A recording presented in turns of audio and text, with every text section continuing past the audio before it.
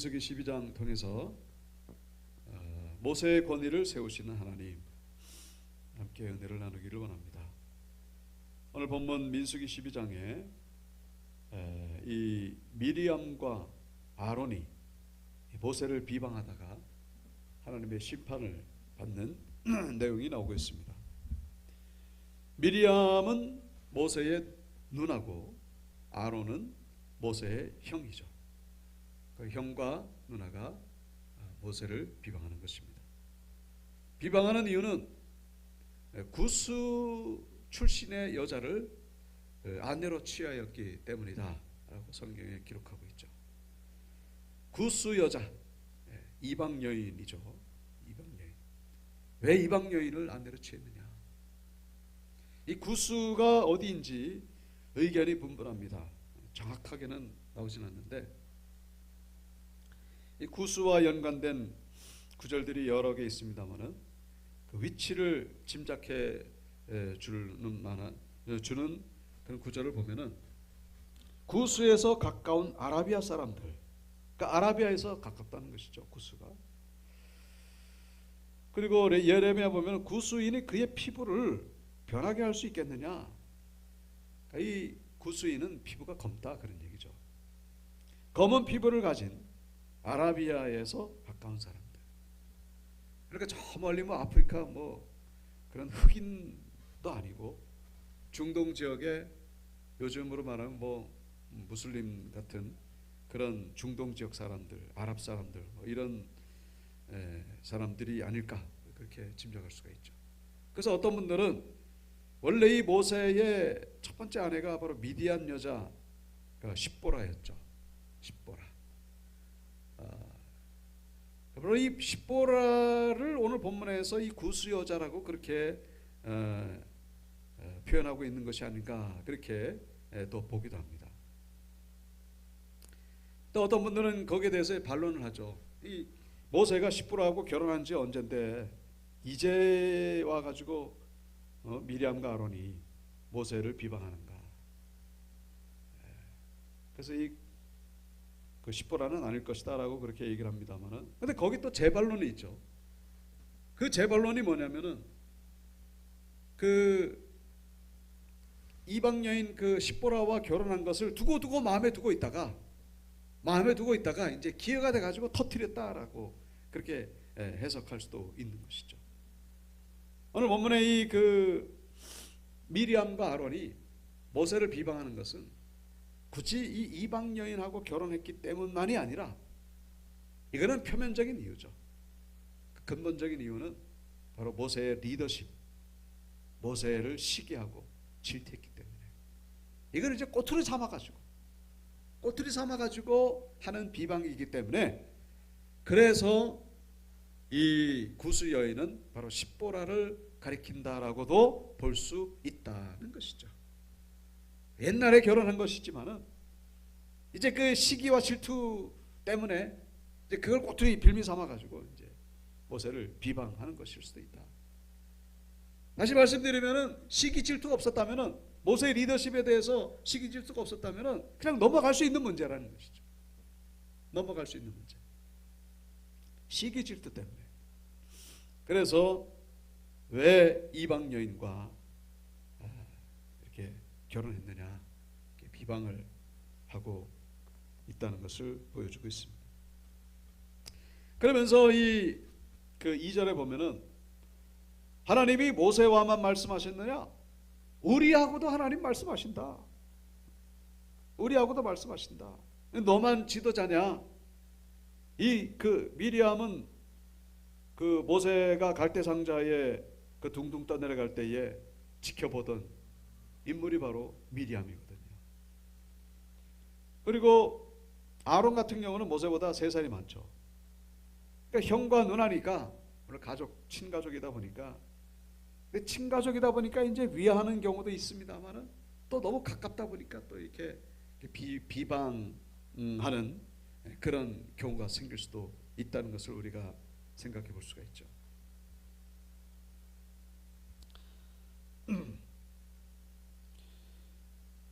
근데 여기 그 3절에 보시면은 이 사람 모세는 온유함이 지면의 모든 사람보다 더하더라.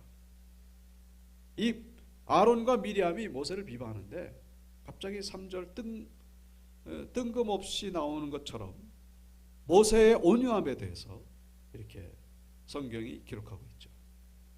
무슨 의미일까? 이 3절은 비방의 원인일 수도 있고 비방의 반응일 수도 있다라는 것이죠. 그러니까 이 모세가 너무 온유하다 보니까 그냥 쉽게 보는 거죠. 너무 온유하다 보니까 그냥 속된 표현으로 맘먹으려고 그냥 막 그런 거예요. 형과 누나가 너무 온유하다 보니까. 혹은 이것을 이 비방에 대한 반응으로도 볼 수 있죠. 이 온유함이 너무 대단하다 보니까 이 비방을 하건 말건 그냥 반응을 보이지 않는 거예요. 이 온유함으로. 결론적으로 말씀드린다면 이 모세의 온유함이 결국은 승리했다는 것을 본문은 말씀해 주고 있어요. 온유함으로 승리했다. 온유함으로 승리했다. 한 가지 우리가 짚고 넘어갈 것은 모세가 이 구수 여인 십보라인지 아닌지 뭐 정확하지는 않습니다만 어쨌거나 이방 여인은 분명합니다. 이 이방 여인과 결혼하는 것이 그러면은 그것을 비방하는 것이 합당하냐? 결론적으로 말씀드린다면은 그렇지 않다는 것입니다. 이방 여인과 결혼하는 것이 결코 하나님의 뜻에서 벗어나는 것만은 아니다라는 것이죠. 물론 하나님은 이방 여인과 결혼하지도 말고 며느리로 들이지도 말라는 그런 말씀을 하신 적은 있습니다. 신명기 보시면은 이제 가나안 땅에 들어가거든. 가나안 땅에 들어가거든. 이 가나안 족속들 그들 다 쫓아내면서 불쌍히 여기지도 말고 3절 그들과 혼인하지도 말고 딸을 그들의 아들에게도 주지 말고 그러니까 사위도 삼지 말고 또 며느리도 삼지 말아라. 그렇게 말씀하신 적이 있죠. 이 말씀만 놓고 보면은 이제 이방인과 결혼한 것이 이제 하나님 뜻에 어긋난 것처럼 보입니다만은 근데 중요한 것은 하나님이 그렇게 말씀하신 이유가 있죠. 가장 중요한 이유 뭡니까? 바로 그가 내 아들을 유혹하여 여호와를 떠나고 다른 신들을 섬기게 함으로 여호와께서 너에게 진노하사 갑자기 너희를 멸하실 것임이니라. 다른 이유가 아니라 바로 우상 섬기게 되는 계기가 될 수 있기 때문에 이방 사람들 가운데 우상 섬기지 않는 사람이 없다는 거예요. 이방 사람들은 다 우상을 섬기고 있습니다.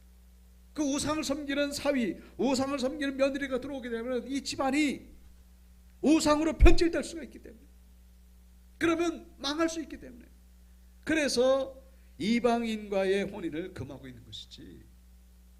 가령 예를 들어 가지고 그 이방인이 하나님 믿겠다고 나는 여호와 하나님을 믿겠습니다. 우상을 버리고 하나님을 믿겠습니다. 그러면 얼마든지 받아주라는 거예요.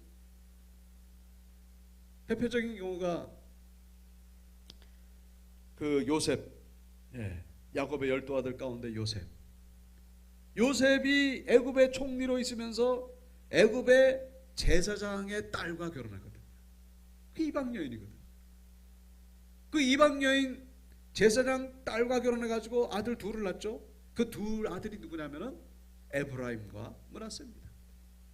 12지파 가운데 당당하게 2지파로 자리매김한 아들이 바로 이 요셉이 이방 여인과 사이에서 난 두 아들인 것이죠. 이게 죄라면은 어떻게 12지파 가운데 2지파가 될 수 있겠는가 하는 것이죠. 성경의 대표적인 인물 가운데 하나의 다윗의 증조모. 다윗의 증조모도 모압 여인, 이방 여인이었습니다. 그 여인이 누구냐면 바로 우리가 잘 아신 룻이죠. 룻이 바로 이 다윗의 외할머니, 외증조모 할머니입니다. 이 성경은 이러한 사실에 대해서 무슨 비난하거나 어떤 부정적으로 평가하는 구절을 전혀 찾아볼 수 없다는 것이죠. 오히려 그 모압 여인 룻이 하나님을 믿은 것에 대해서 오히려 칭찬하고 격려하는 그런 내용을 우리가 볼 수 있지. 왜 다윗이 그 이방 여인에게서 태어났을까? 그는 그렇지 않다는 것이죠. 마태복음 1장에도 보면은 예수님의 족보 가운데에 룻이 아주 보기 좋게 아주 그냥 정정당당하게 들어간 것을 볼 수가 있죠. 우리가 그 여리고성 전쟁에서 다 여리고 주민들 다 죽었죠. 그 가운데 살아남은 사람들이 누굽니까? 유일하게 살아남은 사람. 여리고성 전쟁에서 에? 누가 살아남았죠? 성이 라시죠. 라시. 예, 라합이죠. 예, 라합. 라합이 그 가나안 원주민이거든요. 여리고성 가나안 원주민. 그것도 기생이에요. 기생. 술집에서 일하는 그 신분이 아주 천한 거예요. 근데 여호와 하나님을 경외함으로 라합만 구원받은 것이 아니라 라합 온 집안 식구가 다 구원받은 것을 성경은 아주 그냥 이것을 대대적으로 칭찬하고 있는 것을 볼 수가 있죠. 그러니까 이방 여인과 결혼한 자체가 문제가 아니라 그 이방인이 우상을 섬기기 때문에 하나님이 아주 그냥 엄격하게 금하고 있다는 사실. 근데 이것을 이제 완전히 의미를 오도시켜 가지고 오늘 이 미리암과 아론이 꼬투리를 잡아 가지고 비방의 근거를 잡아 가지고 모세를 비방하고 있는 그런 모습. 결코 이 미리암과 아론의 비방은 정당하지 않다는 것을 우리가 알 수가 있는 것이죠. 그런데 이러한 비방 앞에서 모세가 온유하고 있다라고 우리에게 말씀해 주고 있습니다. 온유하고 있다. 그런데 여기서 중요한 것은 원래부터 모세가 온유했냐? 그렇지 않다는 것이죠. 원래 이 모세는 혈기왕성한 아주 성격이 급한 사람입니다. 그래서 살인을 저질렀잖아요. 애굽에서 왕자로 있을 동안에 애굽의 관리가 같은 유대인을 아주 그냥 심하게 학대하는 걸 보고서 그냥 욱하고 일어나는 바람에 애굽 관리를 때려 죽였습니다. 때려 죽이자마자 도망자 신세가 됐죠. 애굽의 왕자였습니다마는 도망자가 됐다고 하는 것은 뭡니까? 불법적인 일을 저질렀다 그런 얘기죠. 왕자였으니까 합법적으로 얼마든지 할 수 있는데 그걸 못 참고 도망자 신세가 될 정도로 쫓겨다닐 신세가 될 정도로 이렇게 아주 충동적이고 아주 혈기가 그런 아주 가득한 그런 감정적인 그런 성격의 소유자가 바로 모세였다는 것을 성경은 보여주고 있죠. 그리고 모세가 하나님의 일을 하는 동안에도 십계명 받았습니다마는 내려오니까 산에서 내려오니까 이 이스라엘 백성들이 우상 섬기는 걸 보고서 열받으니까 그냥 그 십계명 하나님이 직접 만들어 주신 하나님의 수제품인데 그걸 그냥 냈다 집에 던져가지고 다 깨뜨리잖아요. 그걸 어떻게 깨뜨릴 생각을 하는지 차라리 돌멩이를 던지든지 그럼 뭐 어떻게 그게 어떤 물건인데 십계명을 그걸 다 집어 던지고 결국 나중에는 본인이 직접 깎아가지고 이제 다시 만드는 그런 수고를 하는 그거를 성경은 보여주고 있습니다만 성질이 아주 좀 급한. 그러니까 이제 이 성경에는 세세한 걸 다 기록하지 못하지만은 그 대표적인 것을 보여주고 있는 것이죠. 하나를 보면 열을 한다 그래가지고 그런 모습들을 이렇게 보여주는 이유는 모세는 원래 성격이 급한 사람이었다. 원래 성격이 아주 좀 괴팍스러운. 그리고 하나님이 이 백성들 물을 달라고 하는 백성들에게 바위에게 명령해가지고 물을 내라고 하셨는데 그러니까 성질나니까 지팡이로 2번이나 치지 않습니까? 하나님이 모세야 말로 하라 그랬지 언제 지팡이를 때리라 그랬냐. 너는 이 일로 인해 가지고 너는 가나안 땅 못 들어간다. 그래서 결국 모세는 가나안 땅 못 들어가게 됐음을 성경이 보여주고 있죠. 그런데 오늘 본문에는 뭐라고 말씀하고 있죠? 이 사람 모세는 온유함이 지면의 모든 사람보다 낫다. 이거 뭐 잘못된 거 아닌가? 아니 그런 성질 급한 사람을 가리켜서 무슨 얘기입니까? 이는 거짓을 말하고 있는 것이 아니죠. 이 모세의 성품이 그렇게 변화되었다라는 것을 우리에게 말씀해 주고 있는 것입니다. 모세의 성품이 변화됐다는 거예요. 그래서 우리가 하는 말 가운데에 진짜 기적은 뭐냐? 바로 사람이 변화되는 것이다 라는 것이죠. 여러분 병에서 고침받는 것도 기적이죠. 그게 왜 기적이 아니겠습니까? 우리 윤여진 지사도 좀 나았으면 얼마나 좋겠습니까? 하나님이 데려가셔서 참 물론 하나님의 뜻은 우리가 알 수가 없죠. 또 이 그 장례를 통해 또 하나님께서 어떻게 역사하실지 우리는 알 수가 없는 거예요. 물질에서 회복되는 것, 그것도 기적이죠. 다 기적입니다. 그리고 더 위대한 기적이 있는데 그것은 바로 사람이 변화되는 것이다. 잊어서는 안 된다는 것이죠. 근데 가만히 생각해 보면은 이게 그 질병에서 낫는 것도 위대하고 물질 회복도 위대합니다만은 근데 부작용이 있을 수가 있어요. 병에 걸렸을 때는 아주 경건하던 사람이 병에 딱 낫고 나니까 아주 180도 바뀌어가지고 죄 짓는데 돌아다니는 사람들이 많이 있어요. 물질이 어려울 때는 아주 그냥 열심히 새벽 예배 다니고 막 그러다가 물질이 딱 회복되고 나니까 그냥 언제 그렇게 괴로운 고난이 있었나는 듯이 그러면서 막 죄 짓는데 돌아다니고 얼마나 많을지 모릅니다. 그런 경우. 차라리 고난 가운데 있었으면 나았을 텐데 하는 그런 사람들이 얼마나 많은지 몰라요. 그러니까 물론 그런 경우가 뭐 많지는 않겠습니다만 그러나 부작용이 전혀 없는 기적이 있어요. 그게 바로 사람이 변화되는 기적이다. 사람이 변화되면요 이걸 모든 사람들이 다 좋아해요. 싫어하는 사람이 하나도 없어요. 물질이 회복되면요 배 아파하는 사람도 있거든요. 사실 부러워하기도 하지만 배 아파하기도 하고. 그러나 사람이 변화되면은 배 아파하는 사람 없어요. 섬기고 희생하고 십자가를 지고 그런 사람을 누가 싫어하겠습니까? 그런 사람을 누가 부담스러워하겠습니까? 그런 사람이 있으면 있을수록 천국이 되는 거예요. 이 사람이 변화되는 거 이것만큼 위대한 기적이 없는 것이 없고 이것만큼 힘든 것도 없는 거예요. 그래서 쉽지 않습니다. 진짜 인격이 변화되는 거 신앙으로 인격이 변화되는 거 그거 진짜 정말로 그 기적입니다.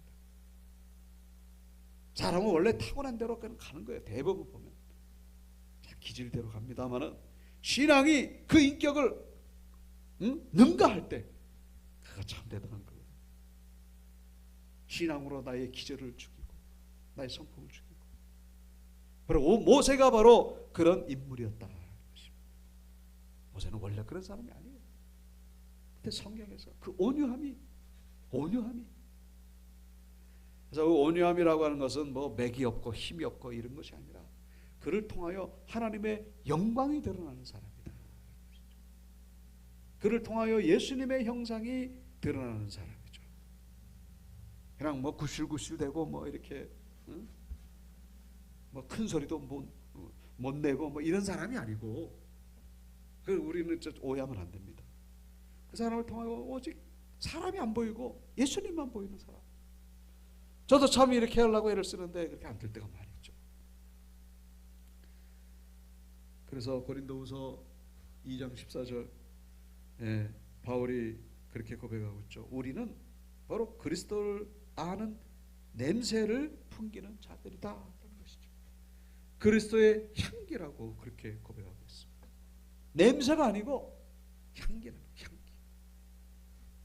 이런 은혜가 우리 모두에게 임하게 되기를 주님의 이름으로 축복합니다. 이 향기를 통해서 이 믿지 않는 자들이 감동을 받는 것이죠. 믿지 않는 자들이 불신자들이 기적만 가지고 주님께로 돌아오는 역사가 이제는 많지 않습니다. 잠깐 돌아왔다가 다시 또 가죠.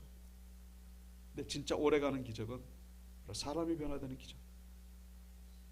그래서 우리가 기도할 때마다 예수님 닮기를 원합니다. 우리가 불렀던 찬송이죠. 예수님 닮기 나 원하네. 그런 은혜가 우리 모두에게 있게 되기를 주님의 이름으로 축복합니다. 본문 4절부터 보시면은 하나님께서 이 들으시고, 그러니까 하나님이 모세가 얼마나 온유했으면은 하나님이 개입하실 정도. 모세는 그냥 가만히 있는 거죠. 옛날 같았으면은 성질을 냈을 텐데, 옛날 같았으면은 같이 맞붙어서 논쟁을 하고 싸웠을 텐데, 근데 아마 가만히 있다 보니까 이제 하나님께서 개입하시는 것이죠. 그래서 여호와께서 갑자기 모세와 아론과 미리암에게 이르시되, 나 이리 와봐. 셋 다 부르시죠. 셋 다 부르시면서 이제 이들에게 하시는 말씀이 뭐냐면, 여기 6절에 보시면은 너희 중에 선지자가 있으면은 내가 선지자와 꿈을 통해서 환상을 통해서 내가 알린다. 그러나 모세는 그렇지 않다. 모세는 어떻게 해요? 직접 대면해서 말을 한다. 그런 자가 있느냐? 아무리 위대한 선지자라 해도 꿈을 통해서 환상을 통해서 내가 말하지 직접 대면하는 자는 오직 모세밖에 없다. 모세를 비방하는 것을 너희가 어떻게 두려워하지 않느냐? 내가 세운 지도자인데 어떻게 너희들이 그렇게 우습게 여기고 그러냐? 그러면서 하나님께서 진노하시고 떠나시니까 미리암이 문둥병이 걸리게 된다 라고 제 본문은 말씀하고 있는 것이죠. 우리가 여기서 한 가지 아셔야 될 것은, 야, 이 너무 심한 거 아닌가? 뭐 미리암이 모세를 비방했다고 이렇게 문둥병까지 이렇게 주실 이유가 있겠는가? 근데 우리가 그 금요일 날 우리가 살펴봤었죠. 엘리사를 향해서 어떤 젊은이들이 뭐라고 놀렸죠? 뭐라고 놀렸습니까? 대머리야 올라가라. 대머리야 올라가라. 예. 그래가지고 암콤 2마리가 나와가지고 이 청년 24명을 찢었다라고 하는 그런 그런 의미로 우리가 같은 의미로 우리가 오늘 본문을 해석해야 된다. 무슨 얘기입니까? 지금 이 이스라엘 백성들은 광야 한복판에 있습니다. 여기는 아주 위험한 것이죠. 그 지도자의 리더십이 무너지게 되면은 전체가 무너질 수가 있어요. 평상시 같았으면 아마 이러지 않았을 겁니다. 우리가 전쟁 시에 전쟁이 막 이제 총으로 칼로 이제 전쟁터에는 하극상 뭔지 아시죠?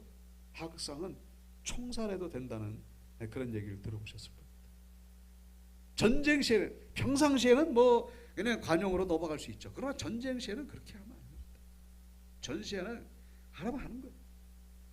안 그러면은 전체 부대가 위험에 빠질 수가 있습니다. 그 리더십이 얼마나 중요한지 모릅니다. 원양어선 타는 그런 분들을 통해서 그런 얘기도 있죠. 선장은 그 배에서 왕이다. 그 평상시에는 그러냐? 그렇지 않죠. 근데 이 원양어선에서 선장이 왕이 될 수밖에 없는 이유는 그 망망대해에 풍랑이라도 일어나게 됩니다. 이거는 일사불란하게 움직여야 살아남을 수 있지. 만약에 네가 옳고 내가 옳고 그리고 선장이 뭐냐 그래서 네 내려와라 그러고 그러면요, 이거는 죽도 밥도 안 되고 완전히 그냥 무너질 수가 있는 거예요. 위험에 빠질 수가 있어요. 이 명령이 얼마나 중요한지, 리더십이 얼마나 중요한지. 여러분, 이 광야에 있는 이스라엘 백성들, 이 전시와도 같은 것이고 망망대해와도 같은 상황이라는 사실을 우리가 기억해야 된다는 것이죠.